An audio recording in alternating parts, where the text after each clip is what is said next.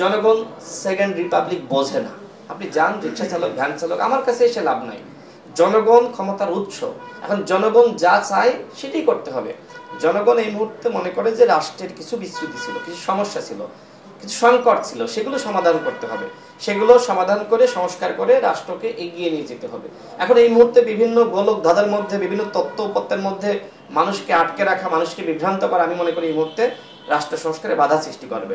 মানুষকে সহজে বুঝান যে আপনি কি চান। আপনি নির্বাচন চান, ভালো কথা, সেটি আসলে সহজভাবে বোঝান।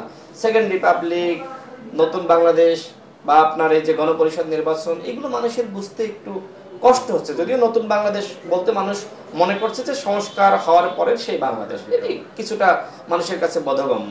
সেকেন্ড রিপাবলিক কখন হয়? যখন একটি যুদ্ধ হয়, একটি বিপ্লব হয়। বাংলাদেশে তো বিপ্লব হয়নি, বাংলাদেশে হয়েছে গণঅভ্যুত্থান। এখন বিপ্লব মানে কি? বিপ্লব মানে যে আপনার হাতে অস্ত্র থাকবে, আমার হাতে অস্ত্র থাকবে, দুই পক্ষ আমরা মুখোমুখি সংঘর্ষে লিপ্ত হব, হয় আপনি জিতবেন অথবা আমি জিতবো। আসলে কি বাংলাদেশে সেটি ঘটেছে?